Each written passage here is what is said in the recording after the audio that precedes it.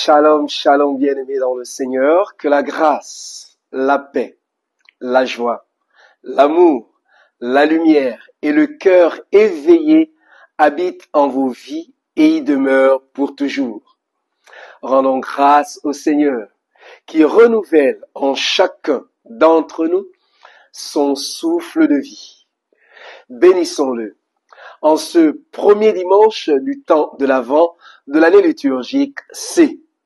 Vous l'aurez compris, nous avons clôturé l'année liturgique B et nous entrons ce dimanche dans une nouvelle année liturgique qui est l'année liturgique C par le temps de l'Avent. Ce temps qui nous prépare à la venue de l'enfant Jésus, l'Emmanuel. Oui, ce dimanche justement nous invite dans notre méditation à garder nos cœurs éveillés. Pour qui ? Pour le Christ. Mais que veut dire garder le cœur éveillé?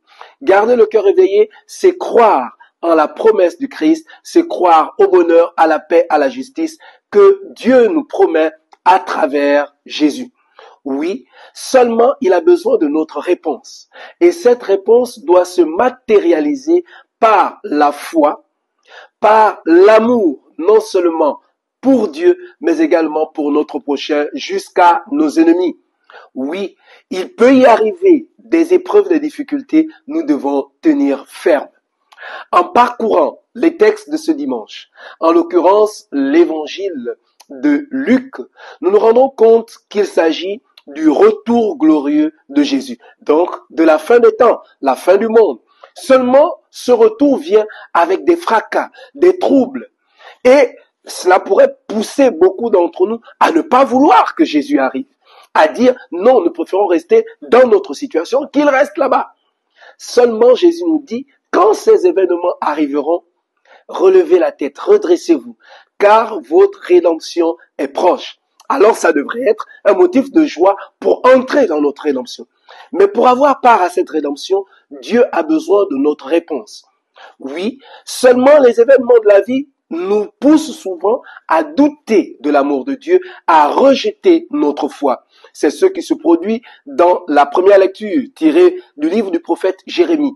C'est le peuple d'Israël, le peuple de Juda, la descendance de David, qui a reçu une promesse de Dieu. Seulement, cette promesse tarde à se réaliser. Alors, il commence par mettre le peuple en doute sa foi en Dieu. Et là, le prophète Jérémie arrive et leur dit, attention, Dieu tient toujours ses promesses parce qu'il est fidèle. Et s'il vous a promis quelque chose, il le fera. C'est pourquoi il appelle Jésus le germe de justice. Il vous rendra justice. Tenez bon, ne vous découragez pas. Et Saint Paul s'inscrit dans le même sens, dans la même lignée. Seulement lui, il est émerveillé par l'attitude du peuple de Thessalonique.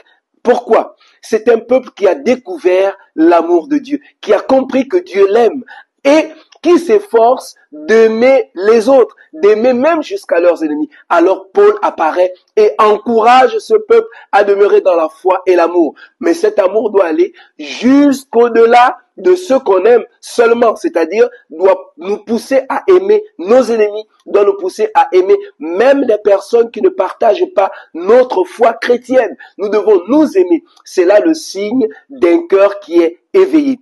Oui, chers frères et sœurs, laisse-moi te dire que quel que soit ce que tu traverses, la promesse de Dieu va s'accomplir en toi. Alors oui, en ce premier dimanche du temps de l'Avent, de l'année liturgique, demandons au Seigneur la grâce d'avoir un cœur éveillé, qui nous aide à vivre notre foi dans l'amour pour Dieu, dans l'amour pour le prochain et même pour nos ennemis, quels que soient les fracas, quels que soient les vents contraires, pour la plus grande gloire de Dieu et le salut de chacune de nos âmes.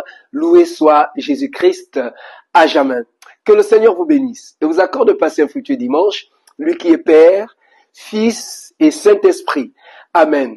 Bonne rentrée dans le temps de l'Avent et sache que la promesse de Dieu va s'accomplir dans ta vie, dans la vie de ta famille. Bon dimanche.